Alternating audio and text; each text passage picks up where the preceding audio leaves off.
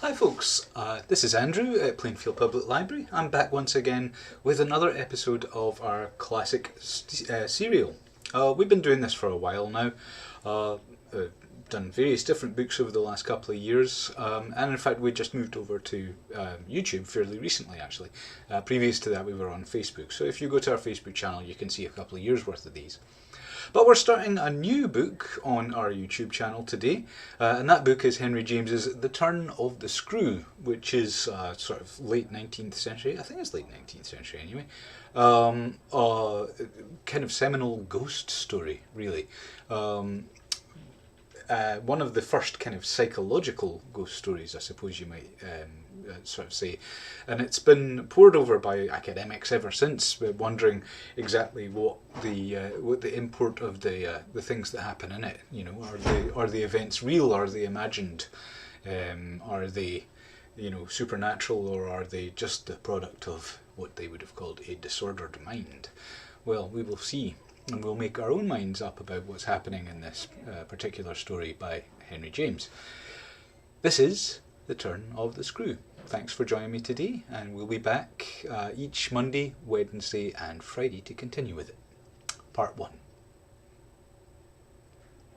The story had held us round the fire sufficiently breathless, but except the obvious remark that it was gruesome, as on Christmas Eve in an old house a strange tale should essentially be, I remember no comment uttered until someone happened to say that it was the only case he'd met in which such a visitation had fallen on a child.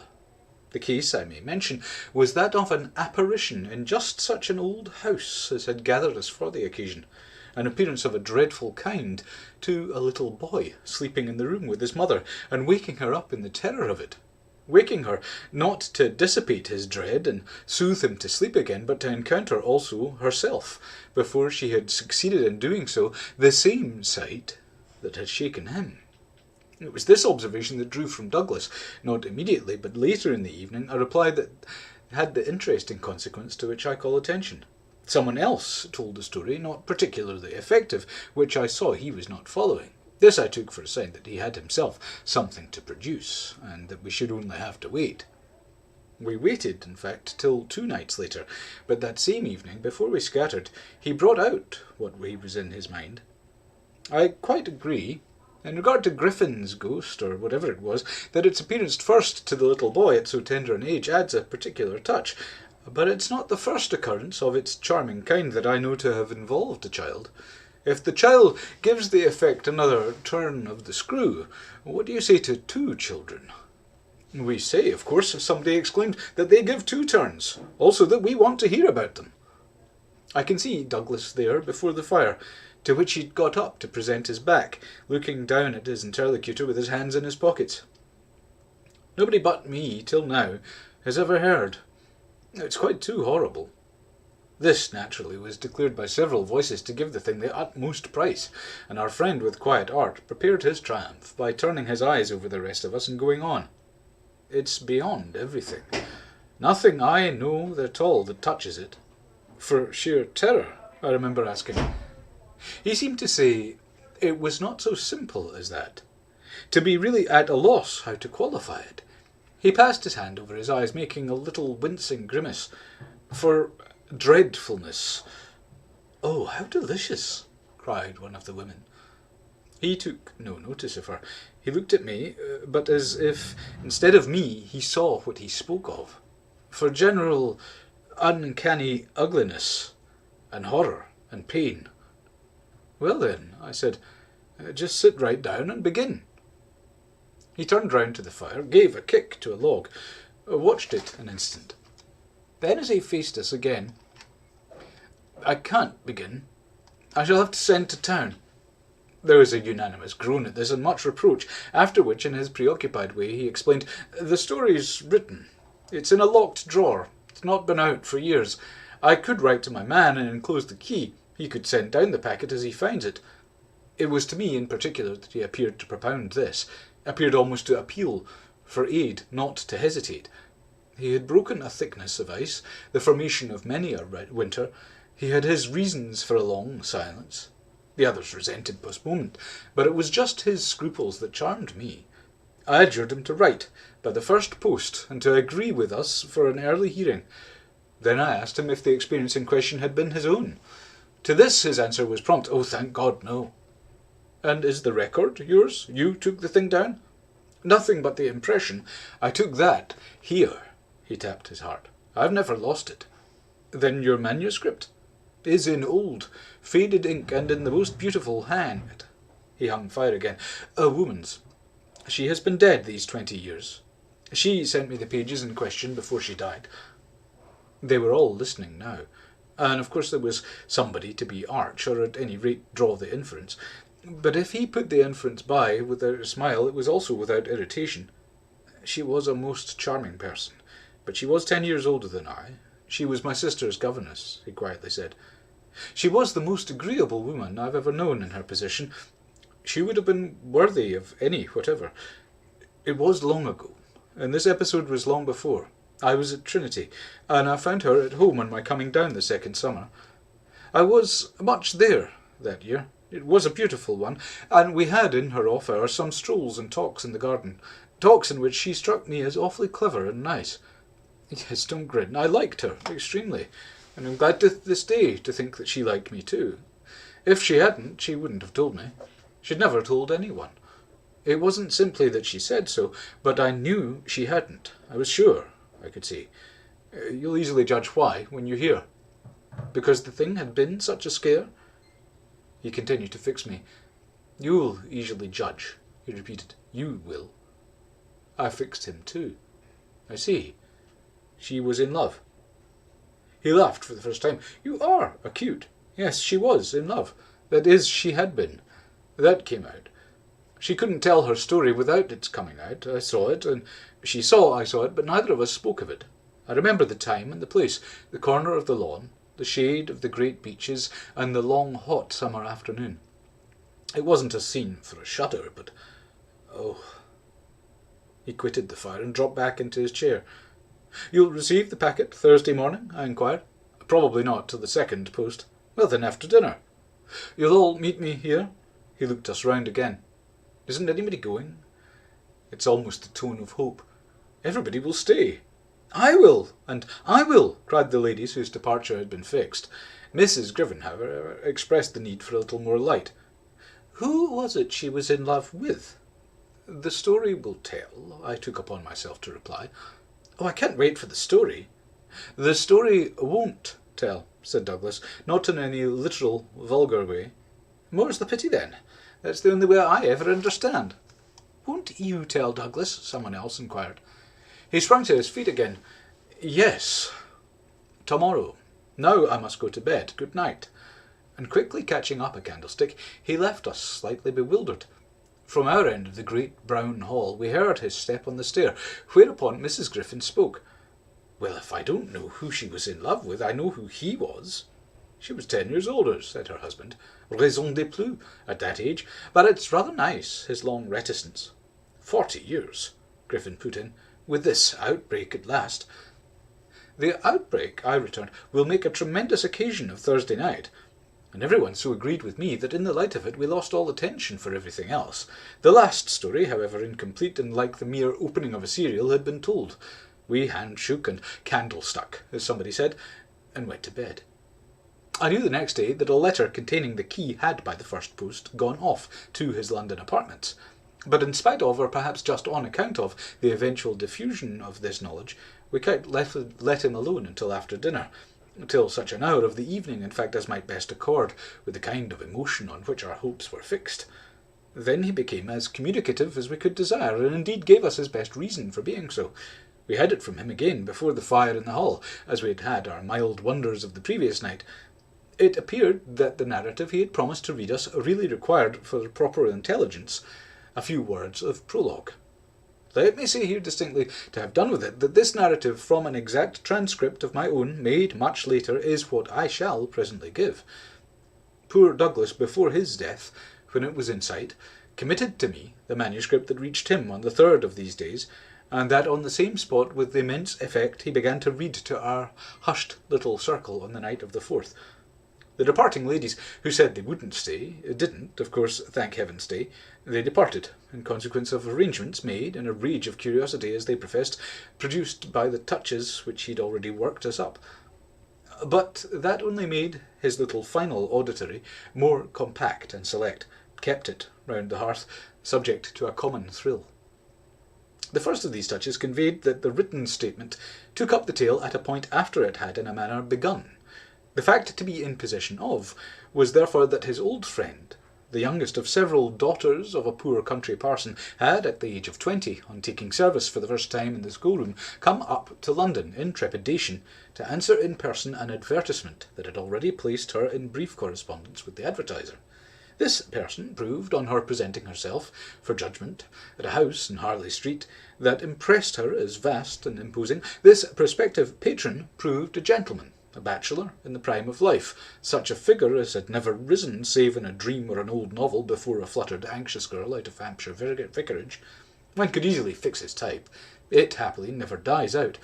He was handsome and bold and pleasant, offhand and gay and kind. He struck her inevitably as gallant and splendid. But what took her most of all, and gave her the courage she afterwards...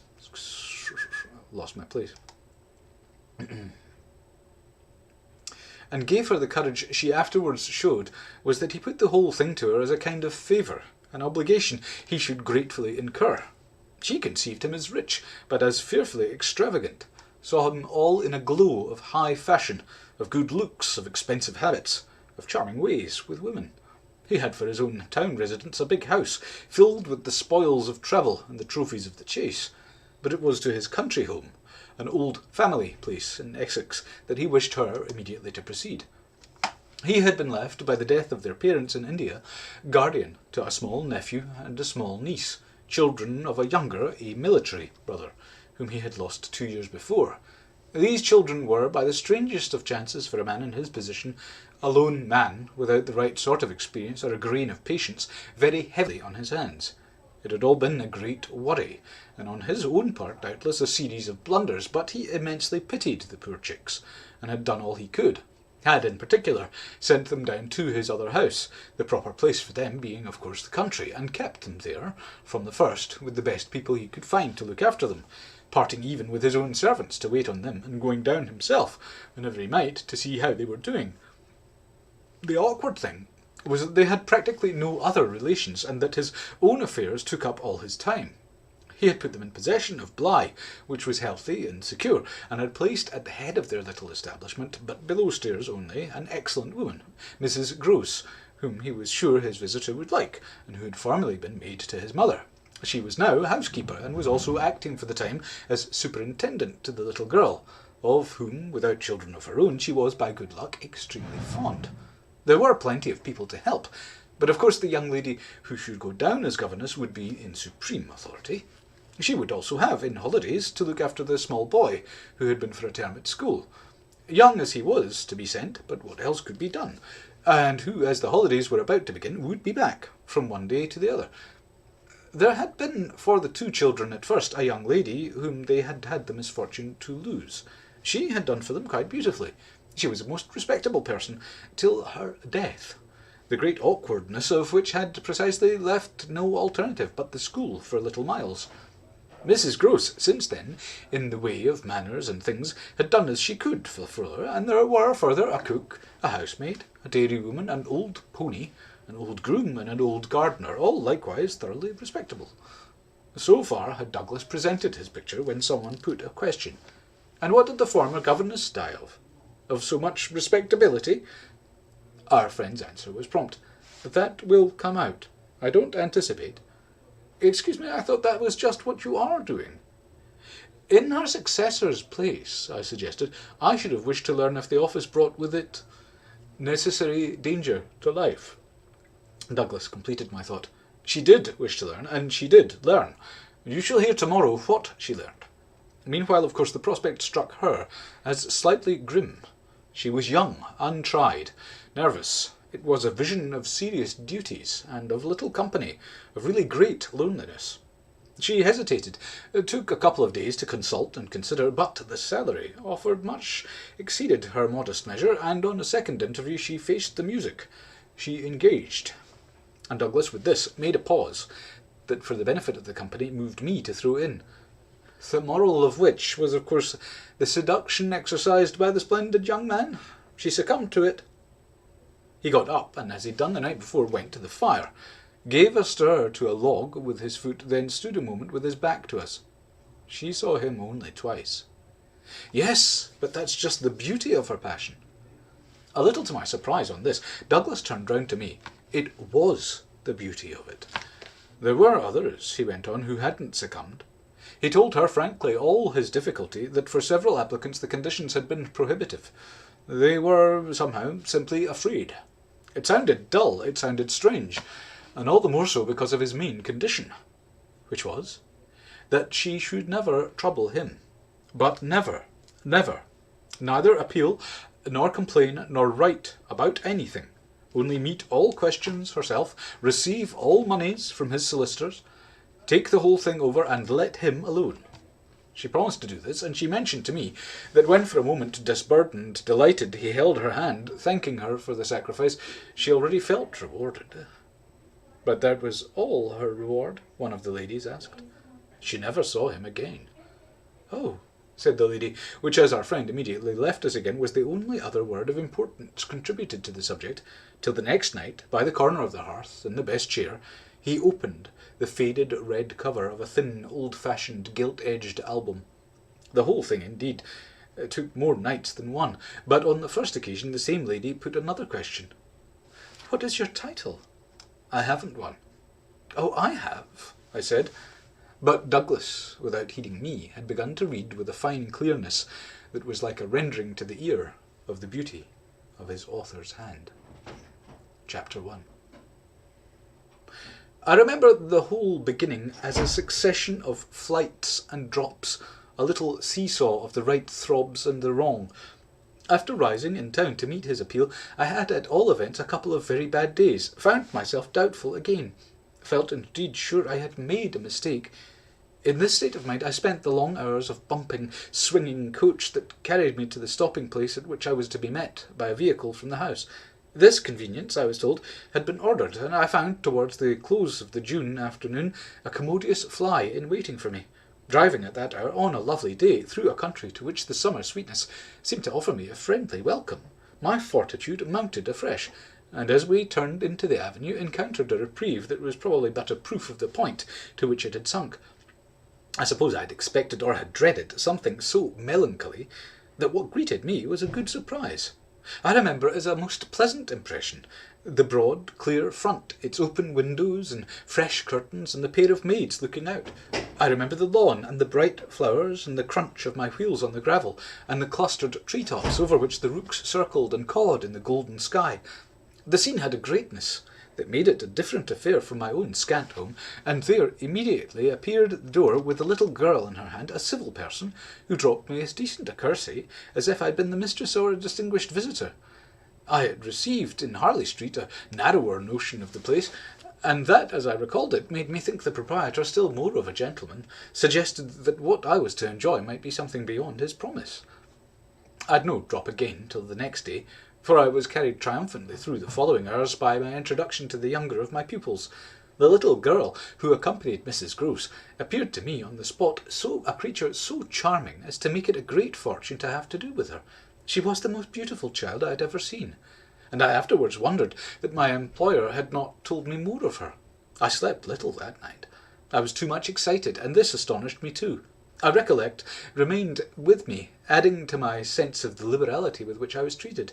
The large, impressive room, one of the best in the house, the great state bed, as I almost felt it, the full-figured draperies, the long glasses in which for the first time I could see myself from head to foot, all struck me, like the extraordinary charm of my small charge, as so many things thrown in. Aye, it was thrown in, and well, from the first moment, that I should get on with Mrs. Grose in a relation over which, on my way in the coach, I fear I had rather brooded. The only thing, indeed, that in this early outlook might have made me shrink again was the clear circumstance of her being so glad to see me. I perceived within half an hour that she was so glad. A stout, simple, plain, clean, wholesome woman, as to be positively on her guard against showing it too much.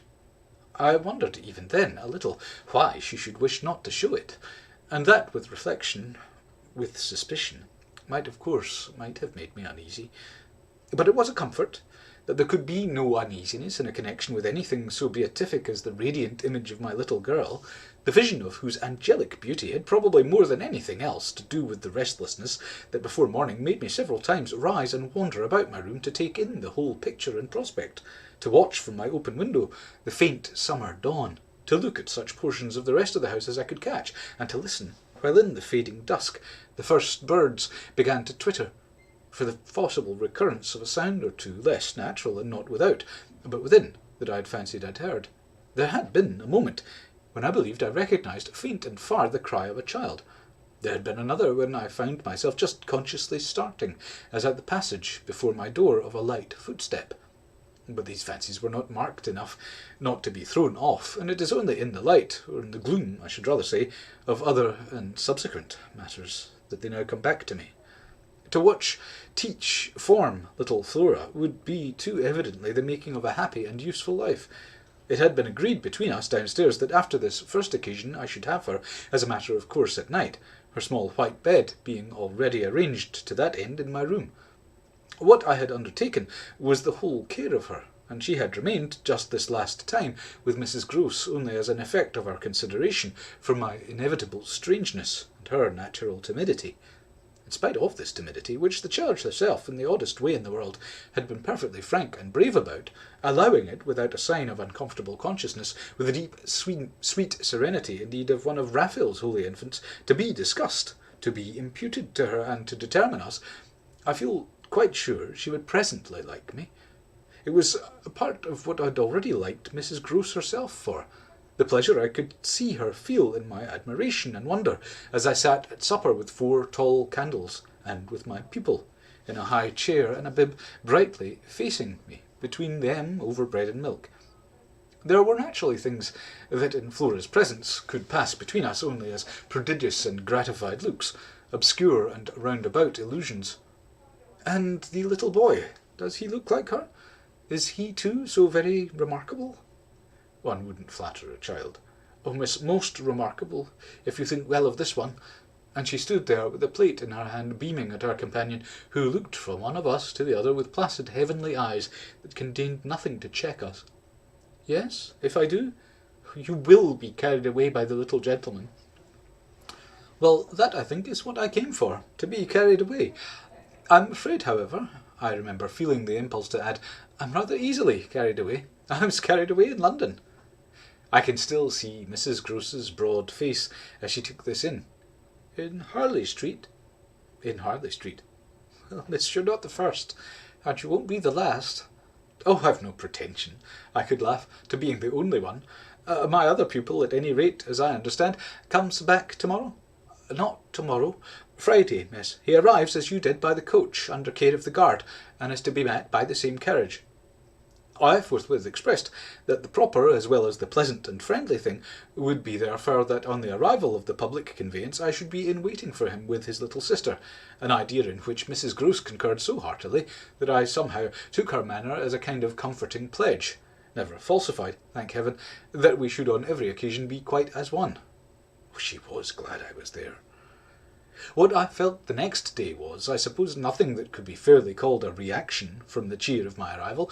It was probably at the most only a slight oppression produced by a fuller measure of the scale, as I walked round them, gazed up at them, took them in, of my new circumstances. They had, as it were, an extent and mass for which I had not been prepared, and in the presence of which I found myself, freshly, a little scared, as well as a little proud. Lessons in this agitation certainly suffered some delay. I reflected that my first duty was by the gentlest arts I could contrive to win the child into the sense of knowing me. I spent the day with her out of doors. I arranged with her, to her great satisfaction, that it should be she only, who might show me the place. She showed it step by step, and room by room, and secret by secret, with droll, delightful, childish talk about it, and with the result in half an hour of our becoming immense friends. Young as she was, I was struck throughout our little tour with her confidence and courage, with the way in which empty chambers and dull corridors and crooked staircases that made me pause, and even on the summit of an old machicolated square towel that made me dizzy, her morning music, her disposition to tell me of so many more things than she asked, rang out and led me on. I've not seen Bly since the day I left it, and I dare say that to my older and more informed eyes it would now appear sufficiently contracted. But as my little conductress, with her hair of gold and her frock of blue, danced before me round corners and pattered down passages, I had the view of a castle of romance inhabited by a rosy sprite, such a place as would somehow, for diversion of the young idea, take all colour out of story-books and fairy tales. Wasn't it just a story-book over which I had fallen a doze in a dream? No, it was a big, ugly, antique, but convenient house, embodying a few features of a building still older, half replaced and half utilised, in which I had the fancy of our being almost as lost as a handful of passengers in a great drifting ship. Well, I was, strangely, at the helm. Well, folks, I only have a few minutes left with today. I will be back again on Monday to continue on with Chapter 2 of The Turn of the Screw. In the meantime, I wish you all a very good weekend. Thank you for joining me today, and hope to see you on Monday again at 2 o'clock. Thanks a lot. Bye-bye for now.